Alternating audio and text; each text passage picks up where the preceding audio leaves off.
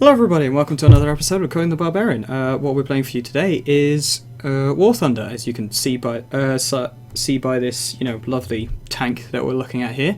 It is a World War II battle game. Basically, you get the different tanks and planes from World War II, and you fly around in them. And as you can see up here, you have different types of game modes you can get. For today's episode, because I'm going to be doing two of these, I'm going to be doing tank realistic events. Now, as you can see, I've clicked Squadron because I am currently joined by my friend Nick, who can't actually hear me, I'm afraid. Yeah, he had a bit of problems with his sound. He's actually going to be playing this with me, and he's the person that actually introduced War Thunder to me. Now, it's a free-to-play game. I got it through Steam, but you can get it through the actual developers, I'm sure, but probably either way. I got it through Steam, so it's a free-to-play game. You do need to make an account, but it's so totally worth it. I mean, it's like extremely fun game. So, Nick has kindly and patiently been waiting for me. I can see him just there. He's ready and waiting. So, to battle. It's for squadron members only. Okay, let's try tank realistic then. Don't know what that was about, but either way, me and Nick are in a squadron because you can be like paired up, or well, more than just pairs. You can be like in a group of several people. So as you can see, I've got got some of my friends that you can put on there, and then you can all play together in the same sort of team, and you'll be in the same matches. And it's really and then you can play with people, or you can just go on by yourself as well. That's also an option. Now it is online, which means there's loads of people on there, not just you and some bots. But because it's online, you obviously get this whole waiting thing. Now with the tanks, the two main game modes is basically arcade, which is basically where you get it helps you out with the sights, is what I'm going to basically put it at. But then you get realistic, which is, well, it's realistic. You have to do all the ranging and all the finding of tanks yourself. On arcade, it just gives you like an outline. In my opinion, I prefer arcade tanks. Nick, however, prefers realistic, and that's what we're going to be giving it a go today. But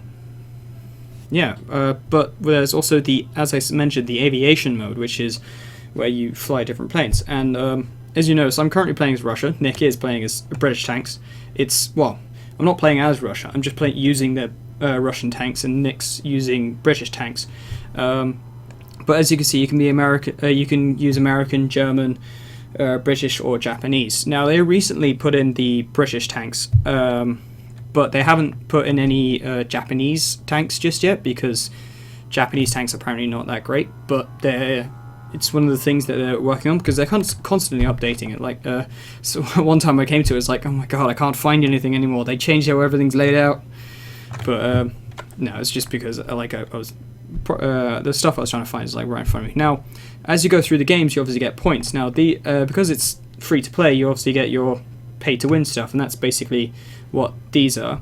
And then you get these, which you get for beating games or doing certain stuff within each match. And this is basically like your research points, I'll call it.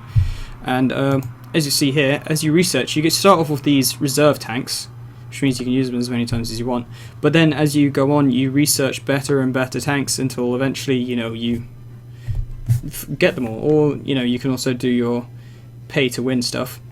Obviously, so it's ranking. They get, like, your base tanks that you get in rank 1, and they'll put you into rank 1 matches, which is kind of easy. And then you'll get your rank 2 matches.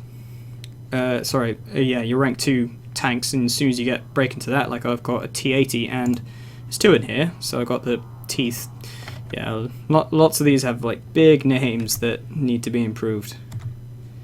Well, I mean, like the tank itself, it's not the developers, it's what the tank's actually called. That's, unfortunately, it hasn't got like a snappy little nickname.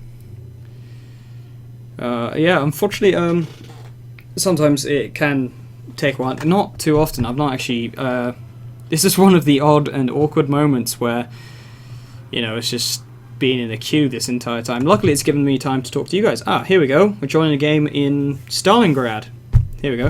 So yeah, you start off at one point, and you have your enemy, and the point is to take an objective. The objectives aren't always in the same place. They're not always the same thing. But let me just talk to Nick here. Shall we go fast or slow tanks? Let's see what he says. Because generally when you play in a squadron, you try to stick together. We go with slow. Now it seems that all my... Oh, well. These two are light tanks, and this is technically my heavier tank. But it's still quite fast. Now, the way you can differentiate between everybody else on your team, people in your squadron, is that's Nick over there. So, and because it's online, I can pop this up, and as you saw me earlier, I can... Oh, I can't point with my hand now, can I? I can change my chat, so I can say, wave hello, Nick. Who knows if he's gonna see me, but either way. Yeah. But yeah, you can you can obviously specify what you want to talk to, because I can talk to Nick, and then it's just me and him get a chat between each other. I can talk to my team so that we can have different like messages or relay information. Like enemies are automatically put up on the screen because you've got like radio operators. I can X-ray so I can have a look inside my tank. But you've also got that little HUD down in the... I can't point with my cursor anymore because my cursor's controlling where my tank's looking, but down there in the bottom left there's that HUD, and it tells me like what personnel is still fine, and you probably can't see it because it is a bit well, it's supposed to be can't think of the word now, transparent I think, maybe, but yeah, it's like got little symbols for the engine, the guns aiming and all that a lot, so that because when you take damage it can inform you what is damaged. But yeah, and as you can see down the bottom, at the bottom of the screen, I got these things. If I had... Excuse me, Nick, I don't want to go into the back of you.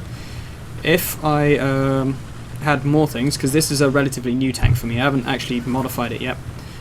Modifying is, again, using those research points. You then spend that, you then get research on every tank, and then you can just research better stuff. Like as you see on 6, that's fire suppression equipment. You don't automatically get that, which means if you get on fire, you're screwed.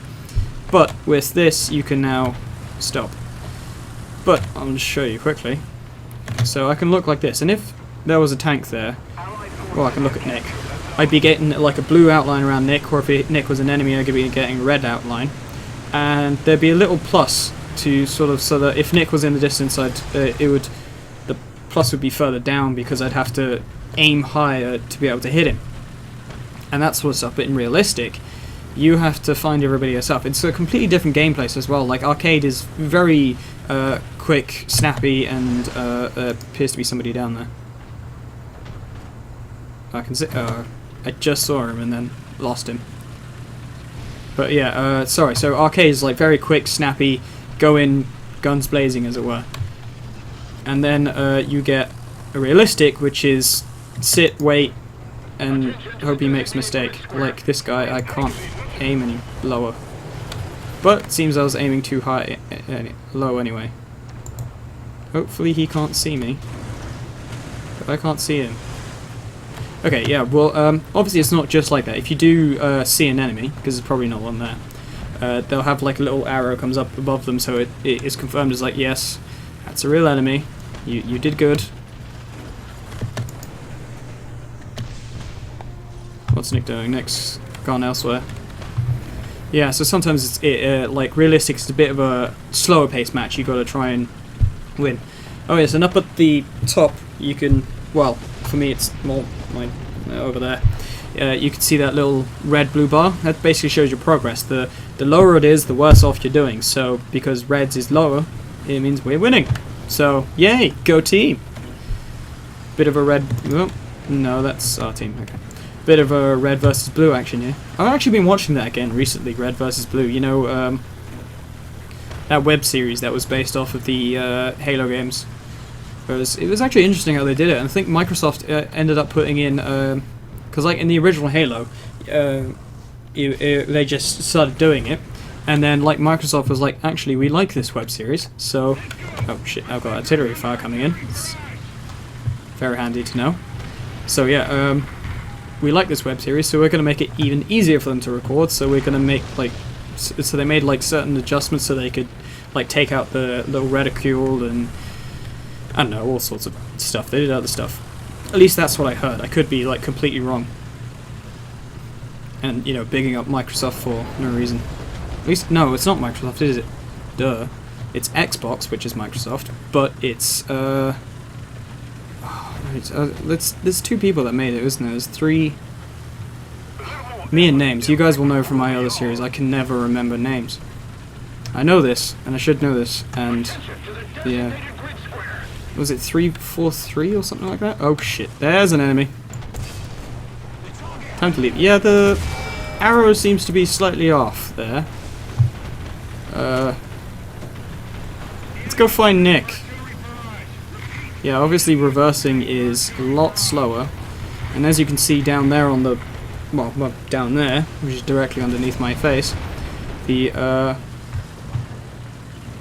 what, whoa, artillery, I guess, the sights seem to be broken on that. I can probably just x-ray and be like, yep, the driver's sight, the driver can't see where he's going anymore. If you get, like, certain systems, you get them badly damaged, you can, replace them. But yeah, as you can see, like going on in the bottom right of my of the screen, there's that mini map, which I can pull up, and you can see like your enemies, and I can't see where I'm going, but you can see your enemies that pop up if people see them, or you can see your friends. Nick has died recently, so I'm screwed. Somebody's shooting at me. Oh, there he is. Okay, yeah, and you also get like a shoot cam thing, I don't know what you want to call it, because it's not really a kill cam, so you can see where you hit. At this moment in time, I'm currently trying to run away because my gunner was dead and I couldn't aim. And of course my engines have just died. So yeah, as you can see, I can now repair the tank. Can't move though. And I'm dead! So yeah, like Arcade, you get like 3 tanks straight off the bat, and you know, you use them however much. As in, when I say 3 tanks, you get like 3 lives, I'll call it. Realistic, you get as many lives as people you've killed or whatever, or how well you've done, I should rather put it. So you see here, it's giving me a second chance. Like, hey, do you wanna try that again? To which point I'll say yes, please, and I'll be that. But yeah, it's the unfortunate thing. It means like if your friend does really well, which is usually Nick, and you do very badly, which is usually, which I generally do on realistic, it means that you're just sitting there waiting around for him to finish his match. Which, you know, is, you know, obvious whenever you use like a life system, because it's not like Call of Duty where you just get your infinite respawns and you just get your kill-death ratio. Well, I mean, you could still technically have a kill-death ratio, as seen by this over here. I can see that I've got 1 death, 1... I don't know what that is. Oh, that's not... Oh, here's me. I think I just saw a bomb drop. Okay. So, somebody just got some massive news, and somebody just dropped a bomb. It's alright. But yeah, you can see that I've got 1 death, I haven't taken any zones, I've not assisted in killing enemies. That's when you actually damage them, but you don't kill them, somebody else gets the kill shot. Your obvious ground target's destroyed, your air target's destroyed. You'll score, because you get a score for everything. Excuse me, gotta make sure I don't steer into a wall here. Now you can basically see what tanks everybody's using. And you can see like people over here, so I can see like, oh, Tim Zocker, he's doing well, I might want to go find him. Or I might be like, oh, Tim Zocker, he's doing well, run away. Oh, and yeah, because you can also, in realistic, you can use planes as well. So I can see that, I don't know what that symbol means, but I can see that this guy is currently being a bomber. These guys are tanks, because obviously you get the different the symbols for the different types of tanks, like light, heavy, medium, anti-air, self-propelled gun. So Nick previously was a self-propelled gun, I think. I can't remember now. Now he's a light tank, so he's just like a bar. And there appear to be people in front of me, so I'm just going to have a little look-see as to where I'm aiming. And we think that there's something there, so... Oh crap, there's somebody right to my right. He appears to be dead, maybe? That's... Fuck! What? Where did that come from? From in front of me. Didn't even see that guy completely. Yeah, there's your kill cam. Didn't even see that guy. Pro say, don't go there, Nick. Someone just killed me from behind the rubble. You can obviously use Steam chat on this as well. You can also use voice chat through what's it? War Thunder. War Thunder does have its own voice chat. Let's see. Options. Voice chat, yeah, let's see. No, I don't want to use my webcam. So I could show you guys all the stuff I'm using. Yes, I'm using a Blue Yeti with just a, yeah, either way. So yeah, it'd be like push to talk being that stuff. But I think that shows, gives your voice to everybody, not just the person you want to talk to. But apparently there's a radio as well. I'm guessing you can set radio if you want to listen to something whilst you're playing around. But yeah, if now I can't play, so I'm just gonna have a look and see, like, oh, there's Nick. He's in a Crusader Mark III apparently. Nope, that's not the button I was trying to use. This was. But yeah, and then we can return to the hangar if we wanted to, or if this looked like it was going to take long. So you can see what Nick's doing. He's hiding. He's stuck on some rubble apparently.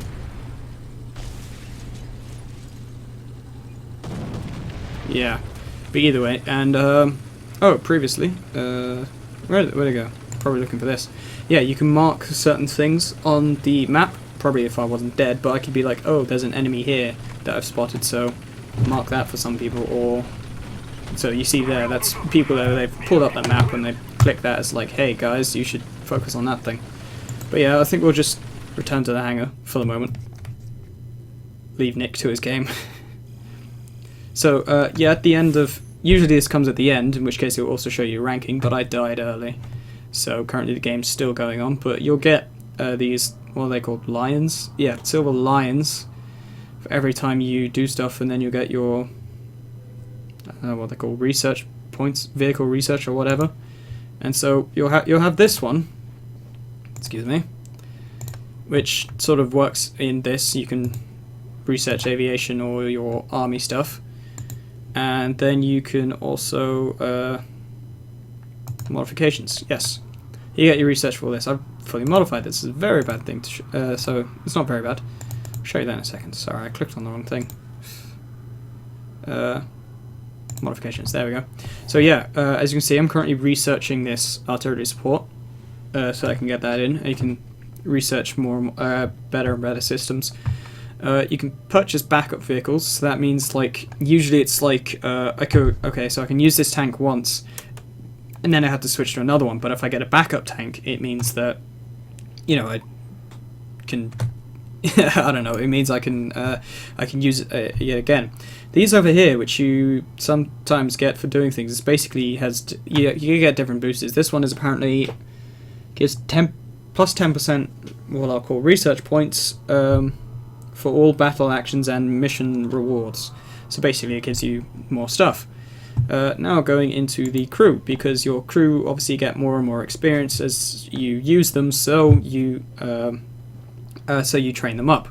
Now, whilst they might be experienced, you've also got to go for the qualification and make sure that they are qualified for the vehicle you're using. As you see, I've upgraded through the different vehicles, which means I've had to be like, hey, I want you guys to be expert in that or whatever.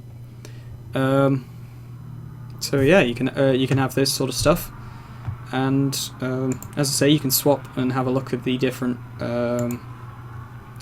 countries. As I say, Japan doesn't have. Oops, it is. Doesn't have tanks just yet. Oh, I can also, like, if I really wanted to look at the ZIS 30, I could preview it, or I could go straight to test driving it. But I'll quickly just show you something else instead, and then I'll go test drive it. I can also see the armor. So as I figured out, green is not good. Green is actually bad. It's very light armor. It's the red that's the good. It's got the heavy armor, and then you can also have a look inside. That's also where you can access the modifications. But as you can see, I've customized my vehicle rather sillily with a samurai and an 8-ball. With here we can get decals, and you can choose which camouflage you want to use. So, because like if you go into a winter scenario, you would want a winter coat rather than, you know, bright yellow for the desert. But yeah, you can also, like, I've never test driven this. So yeah, you set up your stumbling on words. You set up your scenario however you want it, and then yes, I'll leave squad. Bye Nick to everybody. Yeah, he's probably still in this game or not, I don't know. I have to come back to it. And okay, yes, I did click OK. Yeah, you do get these nice little screens that you can move left and right, and then you can give a faux 3D effect. Yeah, so, okay, now I'm in this, what I think is a self-propelled gun. And there I can see an enemy up on the hill. So, yeah, this is arcade mode, basically, where I see that there's an enemy over there. It's basically just looking across and be like, oh, look, there's an enemy, I'll give you the symbol for it, and, you know, if it was an actual person, you'd give you the name. Moving target's slightly harder, because you've also got the travel time of the round, so I'd reload faster then. I've test-driven several things on this thing, so I know there's a guy here. And I can just see, so there's green there, but on the other guy it was red, because, like, it's, like, very low chance of you hitting it. Rather of doing any damage to it. You obviously then get your yellow in between. I've forgotten the button, but I think there's some way. Oh, there you go. You can also make things brighter. So yeah, you can zoom in and zoom out and everything. Let's just destroy this tank, then we'll leave. And yeah, you can swap between your different ammos. And one thing I didn't cover was that 0. It's basically like it is possible to get flipped upside down. I've done it many times, and it's also possible to get stuck on things and to get, you know, so you basically get so stuck that you can't get yourself out. So if this happens, you press 0. That shows other people that, hey, I'm currently requesting help. Then they press 0. It attaches a line to you, and they literally just tow you out of whatever position you're in. Turning sometimes when you're like this is a bit hard. But yeah, this is actually a really zippy little thing. But yeah, so that's basically War Thunder. But I'll also be bringing you another episode where I'll be looking into the plane battles. Now, as I have found out, and I've also been warned, the plane realistic battles is so hard to control. So I'll just be focusing mainly on those arcade battles. But you guys can obviously give them a try. You can also get, as I last looked, historical battles, which is basically, well, you play as if like you were taking part in whatever historical battles. Like, I'm very bad at history. I'm not going to bother naming. I'd embarrass myself. I'd embarrass you. It's just not worth it. So, and then you also get simulation battles, which don't really know too much what the difference is, but sure there is one. But either way, so I'll be bringing that to you guys pretty soon at some point. So if you guys, yeah, if you want to see any more, you have to catch me in next week's episode. Bye!